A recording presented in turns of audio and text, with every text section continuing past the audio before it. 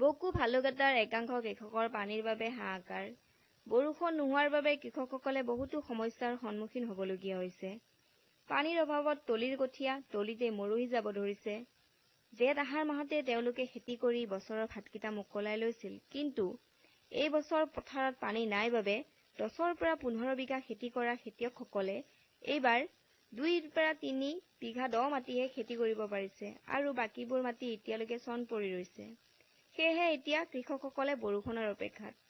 য'ত শাওণ মাহত খেতিৰ কাম কৃষকে শেষ কৰিছিল, এইবাৰ কৃষকসকলে জেঠ আহাৰ মাহতে খেতি কৰিব পৰা নাই যদিও পানী হ'লে শাওণ ভাদ মাহৰ শেষলৈকে হ'লেও কৃষকসকলে ভূঁই ৰুব বুলি আশা কৰি আছে। এতিয়া কথা হ'ল শাওণ ভাদ মাহত পানী হয় নে নহয় সেয়া হ'ব সময়ত লক্ষণীয়।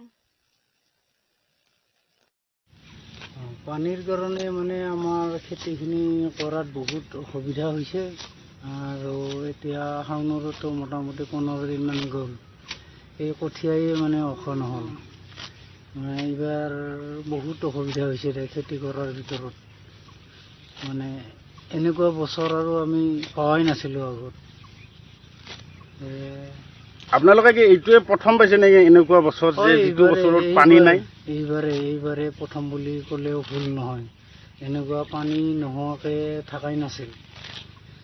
পানীৰ কাৰণেই আমি যথেষ্টখিনি অসুবিধা পাইছোঁ আৰু আপোনালোকে দেখিছে মাটি ফাটি আছে। 2 চাহ 3 চাহ হাল বাই থৈছোঁ। মাটি এতিয়াও মানে একো হোৱাই নাই, ৰ'দতে শুকাই গৈছে। আপোনাৰ কিমান বিঘা মাটি আছে? মাটিটো এনেই 10-12 বিঘামান খেতি কৰোঁ আমি। এইবাৰ মানে কি 1 বিঘাও কৰিব পৰা নাই? এইবাৰ নাই বুলি ক'লেও ভুল নহয় দে। 2-3 বিঘামান দহা মাটি আছিল, ৰুই থৈছোঁ। বাকী যিখিনি আপোনালোকৰ বামা মাটি সেইখিনি বোলে সেইবিলাক মানে ৰুব পৰা নাই এতিয়ালৈকে? নাই, সেইখিনি ৰুব পৰা নাই। এই কঠীয়াই ওখ নহ'ল। আপোনালোকৰ খেতিৰ পৰা বছৰটোৰ ভাত আহেনে? ভাত আহে, কিবা কৰি চলিব পৰা যায় আৰু। আচ্ছা, এই বছৰ আপোনালোকে চলিব পাৰিবনে? চলো মানে আশাই নাই, খেতিয়ে কৰিব পৰা নাই, ক'ৰ পৰা চলিব, কি কৰি চলিব? হয় হয় হয়।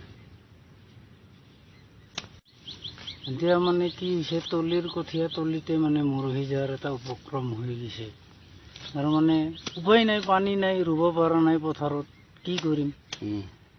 এতিয়া সেনেকুৱা সুবিধাও নাই, গৰু চৰু নিজৰ নাই, ট্ৰেক্টৰেদি হাল বাই অলপ খেতি কৰোঁ। তাকো মানে এইবাৰ পানী নহ'ল, যথেষ্টখিনি মানে কষ্টৰ সন্মুখীন হৈছোঁ। আৰু আমাৰ নিচিনা পৰিয়াল এতিয়া মানে খেতি কৰিব নোৱাৰিলে আপোনাৰ চলাই দিগদাৰ হ'ব দিয়কচোন। কি কৰি আগন্তুক বছৰত চলোঁ সেইটোহে।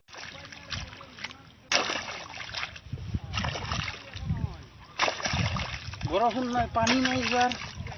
তাৰপিছত এই কৰবাত হেৰি কৰি বান্ধি এইবিলাক গোটেই বান্ধিছোঁ। বান্ধি এই সিপিনৰ পৰা কাটি আনি পেলাই বহুত দূৰৰ পৰা। পানী নাই কাৰণে কি এইবাৰ খেতি কৰিব পৰা নাই ন? ৰুব পৰা নাই।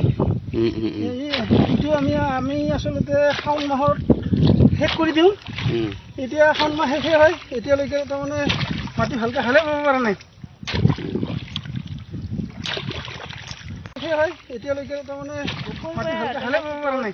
RBC all in all।